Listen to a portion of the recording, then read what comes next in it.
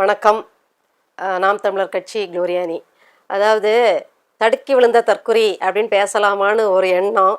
ஆனால் இது தடுக்கி தான் விழும் அப்படின்னு நம்ம என்னைக்கோ கணிச்சது தான். இதே தமிழாலும் இதில் காணொளியிலே நான் சொல்லியிருப்பேன், என்னுடைய சுட்டும் சுடர்லேயும் சொல்லியிருப்பேன். விஜய் அவர்கள் களத்தை இறங்கி தான் பாருங்களேன், இந்த தற்குறி தருதலை கூட்டத்தில் இறங்கி தான் பாருங்களேன். கை எனக்கு, கால் எனக்கு, கண் எனக்குன்ட்டு ஒன்று கூட விடாமல் பிச்சு இந்த குழந்தைங்க கையில் கிடச்ச பொம்மை மாதிரி பிச்சு பிடுங்கி தின்றோம். நீங்கள் உயிரோடு திருப்பி அந்த கேரவனுக்குள்ளே ஏறிட மாட்டீங்க அப்படின்னேன். நம்ம சொன்னாது அது சரியாக தானே இருக்கும். நம்ம கணிப்புங்கிறதே நாம் தமிழர் கட்சினாலே என்ன சொல்கிறது, பிறரோட உள்நோக்கம் என்ன, இந்த அரசியல் எதை சார்ந்து போகுது, இந்த ஆள் எதை சார்ந்து பேசுகிறாருங்கிறதெல்லாம் ஓரளவுக்கு கணிக்கக்கூடிய அளவுக்கு அறிவுத்திறன் கொண்டவங்கனால நம்ம கணிப்பு சரியாக தான் இருக்கும். அதோட சின்ன முன்னோட்டம் தான் தலைவர் அவர்கள் மலேசியாவில் உற்சாக கொண்டாட்டம் கொண்டாடிட்டு வந்ததுக்கப்புறம் நடந்த அந்த தடுக்கி விழுந்த சமாச்சாரம். இதெல்லாம் நடக்குங்க, இதோட கொடுமையாக நடக்கும். அவருக்கு அவருடைய விசிறிகளாலே பாதுகாப்பு கிடையாதுங்கிறது தான் நம்முடைய கருத்து. இப்படி இருக்கும்போது த கிரேட் செங்கோட்டையன் அப்படின்ட்டு, எங்க கிரேட்டு வெறும் மண்கோட்டை தான், செங்கோட்டையெல்லாம் கிடையாது, அது வெறும் மண்கோட்டை அப்படிங்கிறது நமக்கு ஏற்கனவே தெரியும். அம்மையார் ஜெயலலிதா அவர்கள் இருந்த காலத்தில் இந்த அதிமுக எம்எல்ஏக்கள் அமைச்சர்கள் முகம் கூட யாருக்கும் தெரியாம தான் அந்த அம்மா வச்சிருக்கோம். அப்புறம் அம்மா இறந்த பிறகுதான் இந்த அதிமேதாவிகள் வந்து மைக்கை பார்த்து அது வரைக்கும் ஒரு கண்ட்ரோலான இதுக்குள்ள அடைஞ்சி செரவாசம் மாதிரி இருந்தாங்களா.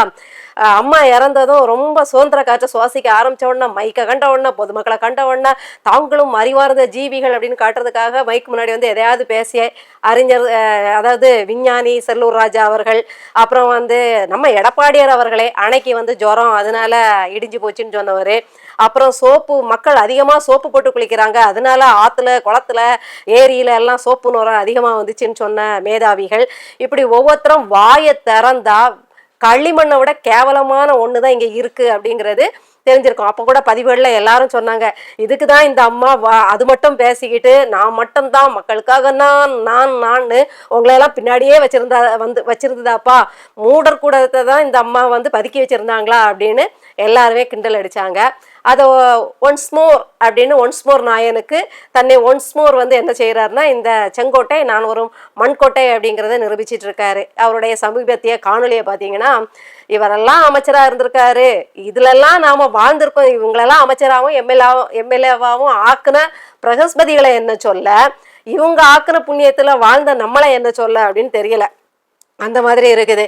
அதாவது வரலாற்று நாயகனாம், சனிக்கிழமை சனி நாயகன், சனிக்கிழமை சனி பெயர்ச்சி கூட நல்லா இருக்கும், ஆனால் இந்த சனியனோட சகவாசமே நல்லா இருக்காது அப்படிங்கிற மாதிரி 40 பேரை பலி கொண்ட இந்த சனி நாயகனை வரலாறே உலகமே திரும்பி பார்க்குதாமா. அதுவும் மலேசியாவில் பார்த்தீங்கன்னா ரோட் ஷோ வந்து பெரிய பெரிய அதிபர்களுக்கு, உயர்ந்த ஆட்களுக்கு தான் உண்டாம். அதுக்கு அடுத்தபடியாக இவரை தான் கொடுத்துருக்கான். பேசாமல் மலேசியாவில் நில்லுங்க, அங்கே அதிபராகுங்க, எதுக்கு அங்கே வந்து மரியாதை கொடுத்தாங்கன்னா அதை இங்கே வந்து நீங்கள் அப்படி புல்லரிச்சு போய் சொல்லணும். சரி, அனைவரையும் திரும்பி பார்க்க வைத்திருக்கிறார் சனிநாயகன். பெரும் கூட்டம் கூடிச்சு. மலேசியாவில் ஸ்டார் கொண்டாட்டம்னு வருஷத்துக்கு 40 தடவை கொண்டாடும். இந்த என்ன சினிமா துறையிலேருந்து துணை நடிகை ஆடினாலும் சரிதான், இந்த தொலைக்காட்சி பெட்டியில நாடகத்துல வரக்கூடிய அம்மணிகள் போனாலும் சரிதான், இல்லை சினிமா துறையில இருந்தே போனாலும், பெரிய திரை நடிகைகள் போனாலும் சரிதான், 7 கழுத வயசான நடிகைகள் போனாலும் சரிதான், யார் போனாலும் சரிதான், இந்த மலேசியா மக்கள் எதையோ பார்த்த மாதிரி அது வரைக்கும் அவங்க வந்து தங்களுடைய என்ன சொல்றது கொண்டாட்டத்துக்கு வடிகால் தேடிட்டு இருந்த மாதிரி போய் டிக்கெட் விலைக்கு வாங்கி அதை கூட்ட நெரிசல்ல நின்று ஸ்டார் நைட் ஷோக்களை பார்த்தவங்க தான். அவங்களுக்கு இந்த நடிகரை பார்க்கறது ஒன்றும் பெரிய இது ஒரு பெரிய அதிசயம் அப்படின்லாம் சொல்ல முடியாது. அப்படிப்பட்ட ஸ்டார் ஷோக்களுக்கே பணத்தை செலவழித்து கூட்டமாக போனவங்க தன்னை பெரிய ஸ்டார் அப்படின்னு சொல்லிக்கிட்ட, அதாவது கிட்டத்தட்ட ஒரு பதிவில் பார்த்தேன், 60 படம் நடிச்சிருக்காருன்னு வச்சுக்கோங்க குத்து மதிப்பா.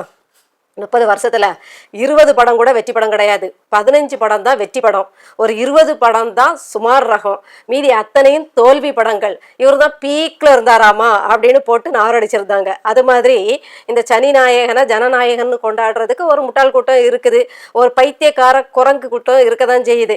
அது ஆனால் வரலாறுன்னு ஆயிராது. என்ன வரலாற்று சாதனை நீங்கள் படைச்சிட்டீங்க, கரிகால பெருவளத்தான் மாதிரி புதுசா அணகுன ஏதாவது கட்டிட்டீங்களா? இல்ல அந்த கால அரசர்கள் மாதிரி இது முல்லைக்கு தேர் கொடுத்த மாதிரி ஏதாவது பிச்சி செடிக்கும் ரோஜா செடிக்கும் கொண்டு போய் ஏதாவது தங்க கோல் நாட்டி தங்கத்திலேயே வந்து அதாவது இந்த பசுமை குடில் கட்டுவாங்க வெப்பத்துல இருந்து செடிகளை வந்து காப்பாத்துறதுக்கு.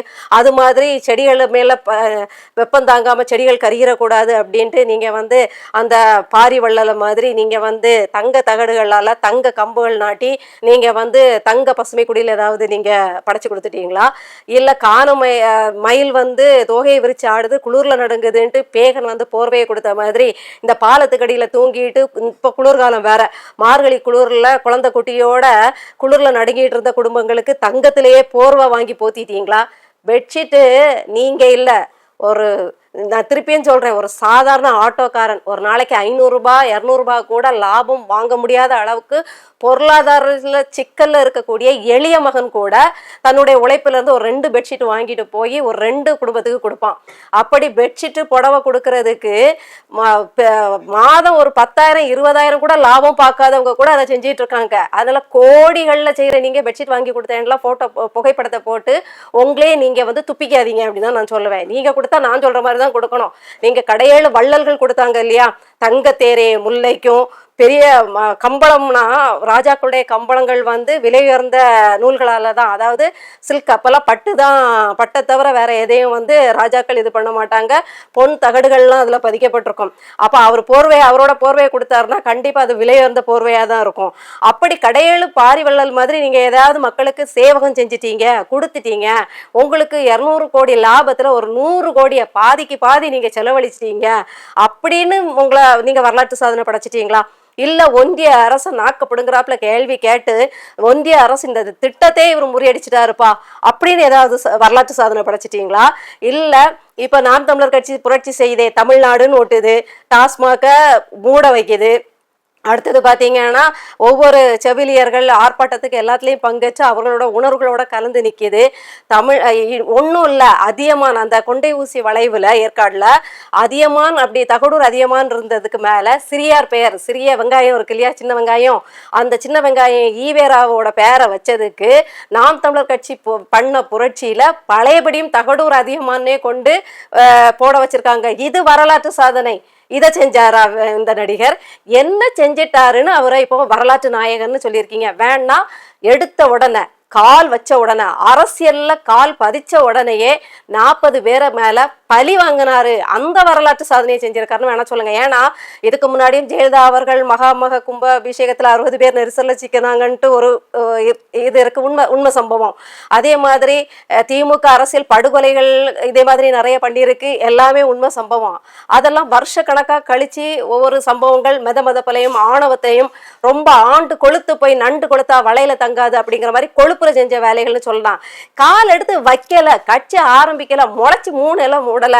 இந்த பழைய காலத்துல எல்லாம் இப்ப கூட இருக்குன்னு தெரியல, இந்த நரபலி எல்லாம் கொடுப்பாங்க, ஒரு கட்டடம் கட்டுறதுக்கு முன்னாடி தலைச்சன் பிள்ளைய கொடுப்பாங்க, அப்படி இப்படின்லாம் சொல்லுவாங்க. அது மாதிரி உங்க கட்சியை புதுசா ஆரம்பிக்கிறதுக்கு உங்களை பார்க்க வந்த நபர்களையே நரபலி கொடுத்த ஆட்களாக்கும் நீங்க.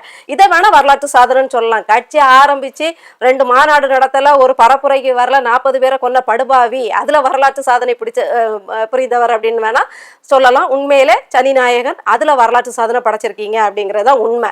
உங்களை பார்க்க வந்த கூட்டத்துல இவ்வளவு பலியாயிருக்கு அப்படிங்கிறது மிகவும் சிறந்த வரலாற்று சாதனை தான். அதை இன்னொருத்தரால இதுக்கு முன்னாடியே யாரும் வந்து இதை செய்யல, இதுக்கு மேல யாரும் செஞ்சு முறியடிக்க போறதும் இல்லை. அவ்வளவு கொடுமையான ஆளு நீங்க அப்படிங்கிறது இதுல சொல்லிக்கிறேன். அதே ஊடக சந்திப்பில வந்து ஊடகவியலாளர்கள் ஒரு கேள்வி கேட்குறாங்க. தாவிக நடிகருக்கு வந்து இலங்கை அரசோட முன்னாள் கொலைகாரன் கோத்தபய ராஜபக்சேயோட பையனா நிமலனா அமலனோ எவனோ ஒருத்தன் வந்து வாழ்த்து தெரிவிச்சிருக்காரு. அப்படிங்கும்போது அதை வந்து திருமாவளவன் வந்து இவங்க எல்லாரும் ஒன்று கூடிட்டாங்க அப்படிங்கிற மாதிரி பேசுகிறாருன்னு ஏதோ கேள்வி வைக்கும்போது மண்கோட்டையன் சொன்ன பதில் தான் மிகவும் அதிர்ச்சிகரமானது. அவர் வந்து ஒரு போதை கூட்டத்திலேருந்து இன்னும் தெளியாமல் வந்து பேசுகிறாரு அப்படிங்கிறதுக்கு அவர் தான் சாட்சி. அது வந்து அதே இலங்கையில் போய் விருந்து சாப்பிட்டு பரிசு வாங்கிட்டு வந்ததை சீமான் மறந்து விடக்கூடாதுங்கிறாரு. அடா கூமுட்டை, அது திருமாவளவன் பற்றிய கேள்வி. விருந்து சாப்பிட்டுக்கிட்டு ராஜபக்ஷ குடும்பத்தோட கையை குலுக்கி நல்லா பல்லிழிச்சிட்டு வந்தது கனிமொழி அம்மையார் அவர்களும், இப்பொழுது உங்களை குறை கூறிய திருமாவளவன் அவர்களும். எப்பவும் சீமான்ங்கிற நினப்பிலேயே உங்களுக்கு பொழுதும் ஓடிச்சுன்னா அந்த பிம்பம் உங்களை எவ்வளோ பயமுறுத்திட்டு இருக்குது, எவ்வளோ சிம்ம சொப்பனமா உங்களுக்கு இருக்கிறாரு அப்படிங்கிறது இதுல இருந்தே தெரியுது. கேள்வி திருமாவளவன் பற்றியது, உங்களுடைய பதிலும் திருமாவளவனை பற்றியது தான். நீங்க கூறும் பதிலுக்குரியவர் திருமாவளவன் தான். ஏன்னா இனப்படுகொலை செய்து 1,00,000க்கு மேல் தமிழக மக்களை கொன்று தமிழக மக்களின் காப்பரனாக இருந்த மேதகுவே குடும்பத்தினரையும் ஒருத்தரை கூட விட்டு வைக்காம கொலை செய்து அந்த குருதியில் நடனமாடி மகிழ்ந்த அந்த கோத்தப்பைய கும்பலோடு போய் கை குலுக்கி விருந்து சாப்பிட்டு அந்த ஈரம் காயா ரத்த வாடை கூட வாசனை கூட நீங்காத அந்த தருணத்துல போய் நாங்க சொன்ன மாதிரியே கொண்டுட்டீங்களா, கரெக்டா ஒருத்தரை கூட நீங்க விட்டு வைக்கலையே, கடைசி கொழுந்த கூட நீங்க சுட்டு கொண்டுட்டீங்களே, ரொம்ப நன்றி. இப்படிதான் நாங்க எங்க தமிழகத்திலயும் செய்யணும்னு நினைச்சிட்டு இருக்கோம், நீங்க தைரியமா செஞ்சிட்டீங்க, உலக நாடுகளே உங்களுக்கு ஆதரவு கொடுத்து கச்சிதமா காரியத்தை முடிச்சிட்டீங்க அப்படின்னு கை குலுக்கி அங்க பல்லிழிச்சிட்டு அவர் கொடுத்த பரிசை வாங்கிட்டு வந்தது கனிமொழி அம்மையார் அவர்களும் இதே திருமாவளவன் அவர்களும் தான், வேற யாரும் கிடையாது. நீங்க என்னடானா பதில சரியாதான் சொல்றீங்க, ஆனா பேரை அண்ணன் சீமான் பேரை கொண்டு போய் அதுல சொல்றீங்கன்னா சீமான் ஜுரம் உங்களுக்கு எவ்வளவு தூரம் பிடிச்சிருக்கு, நீங்க எவ்வளவு பெரிய பேதை, வெறும் மண்ணு தான், களிமண்ணை விட கேவலமான ஒரு தொளி மண்ணு தான் உங்க மண்டைக்குள்ள இருக்குங்கிறது தெரியுது. கொஞ்சம் தெளிவா பேசுங்க, கொஞ்சம் தெளிவா தெரிஞ்சுக்கிட்டு பேசுங்க, கேட்குற கேள்வியை உள்வாங்குங்க.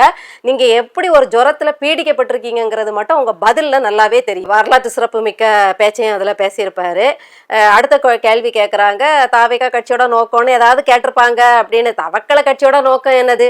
தாவி குதிக்கிறது, தத்தி தாவுறது, அப்புறம் துள்ளி குதிக்கிறது, அப்புறம் இங்க இருந்து அங்க தாவி தாவி தாவி அடுத்தவன் மண்டையை உடைக்கிறது, அடுத்தவன் உயிரை எடுக்கிறது, அப்புறம் பைத்தியம் மாதிரி தலையை சிலுப்பிக்கிட்டு அந்த பெண்கள் எல்லாம் தலையை சிலுப்பிட்டு தளபதின்னு ஒப்பாரி வைக்கிறத பார்த்தாங்கன்னா தனுஷ் படம் மாதிரி பெத்தாங்களா இதை செஞ்சாங்களாங்கிற மாதிரி ஒரு மனிதர்கள் இணைந்து பெற்ற உருவங்களாவே தெரியல. அவ்வளவு தற்குறிகள் பேசுறது. தாவேக்காவோட நோக்கமே என்னதுன்னா தருதல ஆட்டம் ஆடுறதுதான் நமக்கு தெரியும்.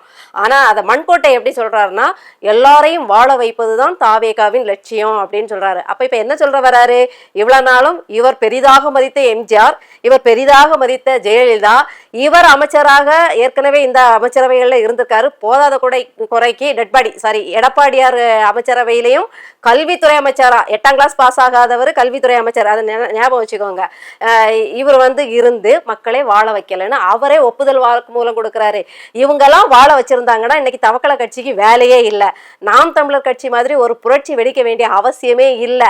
இந்த அதிமுகவும் திமுகவும் பங்கு போட்டு கூறு போட்டதுனாலதான் இன்னைக்கு இந்த மண்கோட்டையனோட பேச்செல்லாம் நாம கேட்டுட்டு இங்க பேச வேண்டியதா இருக்குது. அதாவது இவங்க எவ்வளவு அழகா தாங்கள் எவ்வளவு ஊழல் செஞ்சிருக்கோம், மக்களை வாழவே வைக்கலங்கிறத எப்படி, அதாவது அந்த கட்சியில இருக்கும்போது நாங்க தான் வாழ வச்சோங்கிற மாதிரி அதிமுக இருக்கும்போது சொல்லுவாங்க. ஆனா கட்சி விட்டு கட்சி தாவும் போது இவங்க வாழ வைக்கலங்கிறத, இவங்க அமைச்சரா இருந்து எம்எல்ஏவா இருந்து இவர்கள் அம்மானு வழங்குற ஜெயலலிதால இருந்து இவங்க ஐயானு வழங்குற எம்ஜிஆர்ல இருந்து இவங்க வரைக்கும் எடப்பாடியார் வரைக்கும் மக்களை வாழ வைக்கல இது வரைக்கும். அப்ப என்ன இதுக்கு நீங்க அமைச்சரா இருந்தீங்க? அப்ப என்ன இதுக்கு நீங்க எம்எல்ஏவா இருந்தீங்க? என்ன இதுக்கு எடப்பாடியார் ஆட்சி நல்லா இருந்துச்சுன்னு ஆரம்பத்துல சொல்றீங்க? என்ன இதுக்கு எங்க ஜெயலலிதா மாதிரி ஒரு புனிதவதி கிடையாது, மக்களை பயங்கரமா ஆட்சி செஞ்சாருன்னு சொல்லிங்க? ஜெயலலிதா அம்மையார் அவர்கள் மக்களை வாழ வச்சிருந்தாங்கன்னா அடுத்து இந்த கருணாநிதி தனம் செய்யக்கூடிய இந்த திருட்டு திமுக வந்திருக்க வேண்டிய அவசியமே இருந்திருக்காதே. அப்ப நீங்க எல்லாம் அமைச்சரா இருந்து இதே எடப்பாடியார் ஆட்சி காலத்துல நீங்க அமைச்சரா தானே இருந்தீங்க. அத கல்வித்துறை அமைச்சரா இருந்தீங்களே, பெரிய மேதாவின் கொண்டு உங்களை வச்சு குட்டி சோறாக்குனாங்களே, கல்வித்துறையே நாசமா போனதே உங்க கையில வந்ததுக்கு பிறகுதான். அப்படி அமைச்சரா நீங்க இருக்கும்போது நீங்க வாழ வச்சிருந்தீங்கன்னா திருப்பி இந்த திமுக அரியணை திருட்டு திமுக அரியணை ஏறி இருக்காது. நாம் தமிழர் கட்சி இவ்வளவு போராட்டங்கள் ஆர்ப்பாட்டங்கள் பண்ணி போராடி மக்களுக்காக நின்று ஒப்பாரி வச்சிருக்க வேண்டிய அவசியமே இல்லை. தவக்கலை கட்சி குதித்து சாட வேண்டிய அவசியமே இல்லையே. அந்த ஆசையே வந்திருக்காது நீங்க எல்லாம் சரியா இருந்தீங்கன்னா. அப்போ அங்க இருந்து நீங்க சரியில்லாம இருந்த நீங்க இந்த தவக்கலை கட்சியில நீங்க சரி பண்ணிட போறீங்க. இதை நாங்க நம்பணும். போங்கயா வீட்டுக்கு. உங்களுக்கெல்லாம் வேலை வெட்டி ரிட்டையர்மெண்ட் ஆனால் முதியோர் இல்லத்தில் சேர்ப்பாங்க, இல்லைன்னா இந்த ஒன்றுக்கு அதாவது இத்து போனவங்க அதாவது இராணுவத்தில் இல்லைன்னா குறிப்பிட்ட இதுல எல்லாம் ஒரு வயது வரம்புக்கு பிறகு இவங்களால இது இத்து போயிடுச்சு, இதால நமக்கு ஒரு பிரயோஜனம் இல்லைன்ட்டு நெரோட்டில் விட்டுட்டு போகிற மாதிரி உங்க இத்து போனவங்களை நீங்கள் எல்லாம் சேர்ந்துக்கிட்டு தத்தி தாவுற ஒரு கூட்டத்தில் போய் பித்து பிடிச்ச மாதிரி பேசிக்கிட்டு இருக்கீங்க. இந்த பேச்செல்லாம் கொஞ்சம் ஒன்று பேசுறதுக்கு முன்னாடி யோசிச்சு பேசுங்க, சரியா பேசுங்க. ஏதோ மைக்க பார்த்த உடனே பேசுறோங்கிற பேர்ல உங்களையே நீங்க காட்டி கொடுத்துக்கிட்டு உங்களையே நீங்க துப்பிக்கிட்டு இருக்கீங்க. எங்களுக்கு அது கொஞ்சம் அல்வா சாப்பிட்ட மாதிரி இருக்கு. சில கேணைகள் மாதிரி, சில சின்ன வெங்காயம் சிறிய வெங்காயம் ஈவேராவோட அடிப்பொலிகள் மாதிரி எங்களுக்கு கேவலமா பேச வேண்டிய அவசியம் இல்லை. உள்ளத நீங்க என்ன சொன்னீங்களோ, உங்க வாயால என்ன சொன்னீங்களோ, நீங்க என்ன பத்திரிகை நடத்தி என்ன கருத்தை வெளியிட்டீங்களோ, நீங்க மைக்கு முன்னாடி என்னென்ன பேசுனீங்களோ அதை தான் நீங்களே தான் சாட்சி. அதை தான் நாங்க பேசுறோம். சின்ன வெங்காயம் தமிழை திட்டின பேச்சு, அதாவது மேடை பேச்சு இருக்கு. ஈர வெங்காயம் இந்த சின்ன வெங்காயம் ஈவேரா தமிழர்களை காட்டுமிராண்டின்னு சொன்னது இப்பவும் ஆதாரபூர்வமா இருக்குது. இதே ஈர வெங்காயத்தை திராவிடனுக்கே அப்படின்னு சொல்லி ஈர வெங்காயம் பேப்பரை பிடிச்சிட்டு இருக்க மாதிரியும், ஆனா தமிழ் இயக்கமா ஏதோ ஒண்ணு ஏதோ ஒண்ணு இப்படி கழுத்துல மாட்டிக்க அவர் போற மாதிரியும், இந்த குள்ள நரி தந்திர கருணாநிதியார் இருக்காரு இல்லையா, அவருடைய முரசொலியில கார்ட்டூன் வேற போட்டு வச்சிருக்காரு. இப்படி ஈர வெங்காயத்துக்கும் திமுகவுக்கும் சம்பந்தம் கிடையாது, திமுகவுக்கும் தமிழர்களுக்கும் சம்பந்தம் கிடையாது. இப்படி இருக்கும்போது இன்னைக்கு வேணும்னே, அதாவது நாம் தமிழர் கட்சியை உசுப்பேத்தணும், ரணமாக்கணும், ஒரு அரசியல் காய் நகர்த்தணும், இவங்களை உசுப்பேத்தி ரணகலமாக்கி அதுல குளிர் காயணும் அப்படிங்கிறதுக்காக பிடிக்காத ஒரு சின்ன வெங்காயத்தையும் குள்ளநரி திமுகவையும் நீங்க கை கோத்துக்கிட்டு இப்படி நாங்க அப்படி அடிச்சிடலாம் இப்படி அடிச்சிடலாம் அப்படின்னா, நான் இந்த அண்ணன் சீமான் அவர்களை அசிங்கமாக, அதாவது பிறப்பின் அவலட்சணத்தை சொல்லக்கூடிய வார்த்தைகள்ல அடிச்சுக்கின்ற அந்த யாருக்கு நாம பிறந்தோம் அப்படின்னு இன்னும் அப்பாவை தேடிட்டு இருக்க அந்த 4-5 சிறியாரின் வாசனையில் நாத்த வாசனையில் வெளிவந்த சில நாய்கள் தான் சொல்லணும். அந்த அளவுக்கு கோபம் வருது. சில அறிவிலிகளுக்கு நான் சொல்றது என்னன்னா, நீங்க திருமணம் கடந்த உறவு அப்படின்னு சொல்லி அசிங்கம் பண்ணிட்டு இருக்கீங்க. நீங்க என்ஜாய் வித்தவுட் ரெஸ்பான்சிபிலிட்டி அப்படின்னு சொல்லக்கூடிய ஈர வெங்காயத்தோட கொள்கைகளை ஏற்று அதன்படி யார் மனைவி யார் கூட இருக்கான்னு உங்களுக்கே தெரியாத மாதிரி இருக்கீங்க அப்படின்னா, பாலியல் குற்றவாளிகள் நீங்க தான். பாலியல் திருமணம் கடந்த உறவை ஆதரிக்கின்ற நீங்கள் அப்ப பாலியல் இச்சைவாதிகளா? அப்படி சொல்லிக்கலாம். இந்த பாலியல் இச்சைவாதிகளான மைனரு, பாலியல் இச்சைவாதிகளான அதர்மம் அப்படிங்கிற ஒரு தர்ம அடி வாங்க போகக்கூடிய ஒரு என்ன சொல்றது பைத்தியக்காரன், இன்னும் நிறைய சூறப்புலிகள்லாம் அதில் தீக்காத இந்த கூடுகைகளை, இந்த லட்சணங்களை பேசி தெரிகின்ற இந்த தீக்கா சிரியாரிஸ்டுகள் இருக்கீங்க இல்லையா, உங்க எல்லாருக்கும் சொல்றேன், நீங்க திருமணம் கடந்த உறவை ஆதரிக்கிறவங்க, மனைவி இருக்கும் போதே எப்படி வேணாலும் யார் கூட வேணாலும் இருக்கலாம் அப்படின்னு சொன்ன ஈர வெங்காயத்தோட அடிவருடிகள் நீங்க எல்லாம் இன்று முதல் பாலியல் இச்சைவாதிகள் அப்படின்ட்டு சிறப்பாக அழைக்கப்படுவீங்க அப்படின்னு தான் சொல்லணும். நீங்க எல்லாம் எங்களை சொல்றதுக்கு தகுதியே கிடையாது. இந்த பாலியல் இச்சைவாதிகளுக்கு நான் கேட்கிற கேள்வி, முளைச்சு 3 இலை விடல, நாங்க 50 வருஷமா தமிழக மக்களுக்காக நாங்க பல்லு தேய்ச்சோம், தமிழக மக்களுக்காக நாங்க குளிக்காமலே குளிர் காஞ்சோம், நாங்க தமிழக மக்களுக்காக ஈழத்துக்காக சோறு தண்ணி தின்னாம 1 ஹவர் அதாவது ஒரே ஒரு நேரம் 1 மணி நேரம் மட்டும் ஏசி சொகுசு 2 மனைவிகள் புடைசூழ படுத்திருந்தோம், நாங்கள் தமிழுக்கு தொண்டாற்றினோம், நாங்கள் தமிழுக்கு டீ ஆத்தினோம் காப்பி ஆத்தினோம் சொல்ற இந்த திமுக அந்த வாரிசுகள் நடிகைகளோடும், ஏன் இப்ப இன்ப நிதி எத்தனை பேர் இதுக்கடையில இந்த 4-5 வருஷத்துக்குள்ள 4-5 நடிகைகளோட மாடலிங் பண்றவங்களோட வெளிநாட்டு பெண்களோட எல்லாம் இன்பமா இருக்கிறானே, அப்ப அந்த இன்ப நிதி பாலியல் குற்றவாளியா? எங்களையெல்லாம் எங்களுடைய பிறப்பை கொச்சப்படுத்தும் வகையில நாம் தமிழர் கட்சியில பயணிக்கிறவங்க எல்லாருமே இந்த மாதிரி அதாவது பிறப்பை தவறா சித்தரிக்க வகையில நீங்க சொல்றீங்கன்னா, அப்போ இந்த 7 பேரை வச்சுக்கலாம் 4 பேரை வச்சுக்கலாம், நான் ராசாத்தி அம்மாள் வீட்லயும் சாப்பிடுவேன், தயாள் அம்மாள் வீட்லயும் மத்தியானம் சாப்பிடுவேன் அப்படிங்கிறவர் பாலியல் குற்றவாளி இல்லாம அவர் என்ன ராசாத்தி அம்மாள் வீட்டுல போய் உப்புமா கிண்டிட்டு இருந்தாரா? இல்ல காலையில தயாளு அம்மாளுக்கு வெண்ணி போட்டு கொடுத்துக்கிட்டு ராசாத்தி அம்மாள் வீட்டுல போய் பாயசம் செஞ்சு கொடுத்துட்டு இருந்தாரா? இல்ல பாலியல் பலாத்காரம் சாப்பிட்டுட்டு இருந்தாரா? அப்ப முதல் பாலியல் குற்றவாளி யாரு? இப்ப முளைச்சு 3 இலை விடல இன்ப நிதி இன்பமா இருக்கிறானே, அப்ப அவன் பாலியல் குற்றவாளியா?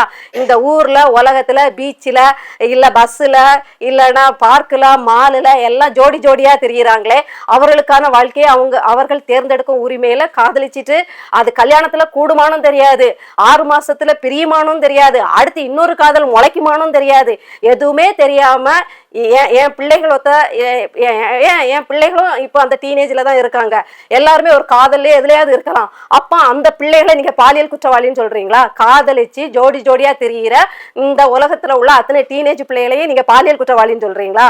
எல்லா காதலும் கல்யாணத்துல முடிஞ்சுதா? நீங்க எல்லாம் எத்தனை பேரை காதலிச்சுட்டு கைவிட்டீங்க?